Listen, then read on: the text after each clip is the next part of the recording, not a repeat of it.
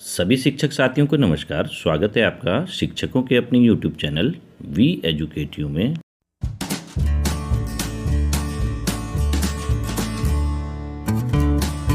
वर्तमान समय में आप सभी शिक्षक साथी अपनी ACR को ऑनलाइन फाइल करने का प्रोसेस कर रहे होंगे। जिन शिक्षक साथियों की आयु 50 वर्ष या उससे अधिक हो गई है, उन शिक्षक साथियों से ACR को ऑनलाइन भरते समय उनके मेडिकल चेकअप के बारे में भी पूछा गया है। इससे पूर्व जितनी भी बार ACR को ऑफलाइन मोड से भरा गया, उसमें कभी भी 50 वर्ष या उससे अधिक आयु वर्ग के शिक्षक साथियों से मेडिकल फिटनेस चेकअप और सर्टिफिकेट के बारे में नहीं पूछा गया। तो इस वर्ष यह नियम बनाने का क्या औचित्य है?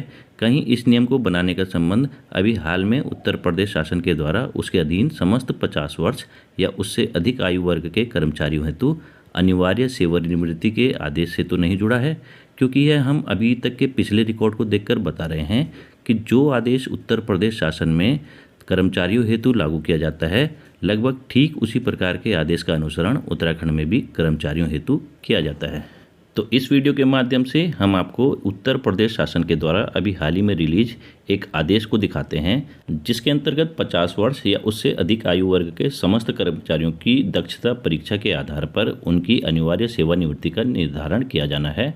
कृपया शिक्षक साथियों से निवेदन है कि वीडियो को देखने के साथ ही साथ चैनल को अवश्य सब्सक्राइब कर लें तथा बेल आइकन के ऑल में जाके क्लिक कर लें, ताकि आने वाले जितने भी अपकमिंग वीडियोस हैं उनकी नोटिफिकेशन आपको सबसे पहले मिल पाए और आप उन महत्वपूर्ण वीडियोस का लाभ उठा पाएँ। आपकी स्क्रीन के सामने उत्तर प्रदेश शासन के द्वारा एक आदेश निर्गत किया गया है, जिसके सबसे टॉप में आप देखेंगे दाईं तरफ, तो इसको सर्वोच्च प्राथमिकता के आधार पर रिलीज किया गया है। यहाँ पर आप देखेंगे इसको सर्वोच्च प्राथमिकता दी गई है। इसका मतलब ये है कि इसमें तुरंत कार्रवाई अपेक्षित है। यह आदेश मुख्य सचिव उत्तर प्रदेश शासन के द्वारा समस्त अपर मुख्य सचिव, प्रमुख सचिव, सचिव उत्तर प्रदेश शासन के नामे किया गया है। इसका दिनांक आप देख सकते हैं, यह 5 जुलाई 2022 को रिलीज किया गया है। और अब इसका विषय हम पढ़ते हैं, सरकारी सेवाओं में दक्षता सुनिश्चित करने के लिए सरकारी कर्मचारियों की अनिवार्य सेवानिवृत्ति हेतु स्क्रीनिंग। तो इसको आप ध्यानपूर्वक देखें। इसमें यह लिखा गया है, वित्तीय हस्तपुस्तिका खंड 2 भाग 2 से 4 के मूल नियम 56 में यह व्यवस्था है कि नियुक्ति प्राधिकारी किसी भी समय किसी सरकारी सेवक को, चाहे वह स्थायी हो या अस्थायी, नोटिस देकर बिना कोई कारण बताए उसके 50 वर्ष की आयु प्राप्त कर लेने के पश्चात सेवानिवृत्ति हो जाने की अपेक्षा कर सकता है। ऐसे नोटिस की अवधि 3 महीने की होगी। अब इसके बिंदु संख्या 2 को हम ध्यानपूर्वक पढ़ते हैं, जिसमें लिखा गया है, उपर्युक्त के संबंध में शासनादेश संख्या, यहाँ पर शासनादेश संख्या दे रखी है, कार्मिक 1 दिनांक 26 अक्टूबर 1985 में कतिपय मार्गदर्शक निर्देशों सहित अनिवार्य सेवानिवृत्ति हेतु गठित की जाने वाली स्क्रीनिंग कमेटियों का विस्तृत वर्णन किया गया है। इस प्रयोजन हेतु पार्श्वांकित शासनादेश भी निर्गत किए गए हैं। अब यहाँ पर आप एक ब्लॉक देखेंगे, इसमें शासनादेश दे रखे हैं जो कि 1989 में, 1998 में और 2000 में, 2007 में और 2017 में रिलीज़ किए गए थे। अब इस आदेश के पॉइंट नंबर 3 को हम देखते हैं।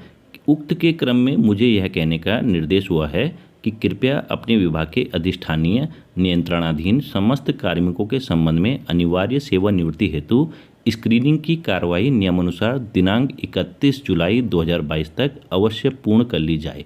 तो इसीलिए इसको सर्वोच्च प्राथमिकता दी गई है, क्योंकि यह अभी हाल ही में आदेश रिलीज हुआ है 5 जुलाई को, और 31 जुलाई 2022 तक इस स्क्रीनिंग की कार्रवाई को पूर्ण कर लिया जाए। 50 वर्ष की आयु के निर्धारण हेतु कट ऑफ डेट दिनांक 31 मार्च 2022 होगी। अर्थात ऐसे सरकारी सेवक जिनकी आयु दिनांक 31 मार्च 2022 को 50 वर्ष अथवा इससे अधिक होगी, स्क्रीनिंग हेतु विचारण क्षेत्र में आएंगे।